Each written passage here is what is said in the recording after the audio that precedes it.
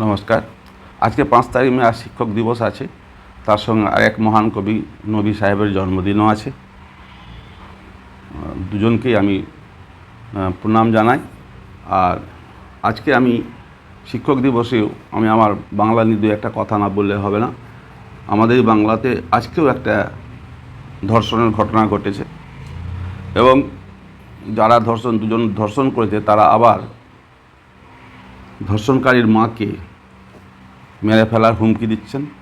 আর ধর্ষণকারীর মা থানায় থানায় ঘুরে বেড়াচ্ছেন। পুলিশ কোনো রকম এখন পর্যন্ত কেস টেস নেয়নি, কাউকে ধরেও নি, তারা টালবাহানা করছেন। এই তো হচ্ছে আমাদের বাংলার ব্যবস্থা। আর উনার যা বক্তব্য, উনি যেরকম কথা বললেন, ওনার মা শুনলাম যে নিজের মেয়েকে ঘরের মধ্যে তালা বন্ধ করে এদিক ওদিক যাচ্ছেন, না হলে মেরে দেওয়ার আশঙ্কা, এই ধরনের একটাই কেস করতে বারণ করছেন, হুমকি দিচ্ছেন। এই ধরনের কথা তিনি সংবাদ মাধ্যমের সামনে এসে বলেছেন। আর আমাদের প্রশাসন দেখার আছে, আমাদের প্রশাসন কী করে সেটাই দেখার ব্যাপার আছে।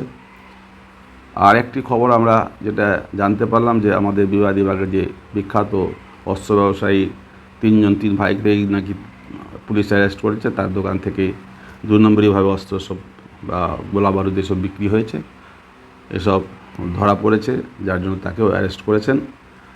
আর এইসব হচ্ছে। আর যারা আমাদের শিক্ষকরা আছেন, যারা এখন তাদের চাকরি হারিয়ে আছেন, তাদের জন্য আমি 7 তারিখ তাদের নাকি পরীক্ষা আছে, সেই পরীক্ষায় যেন তারা সকলেই উত্তীর্ণ হয় এবং সকলকে উত্তীর্ণ করার ব্যবস্থা সরকার করে।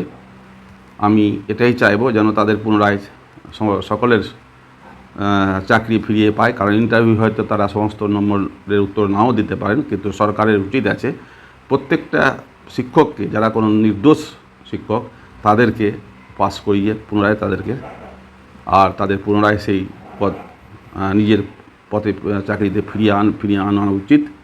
এটাই আমি আমার সরকারের কাছেও নিবেদন করব। কারণ তাদের হক আছে, তাদের প্রাপ্ত জিনিস ছিল, তারা হাতছাড়া হয়েছে সরকারের দোষে, তাদের দোষে নয়।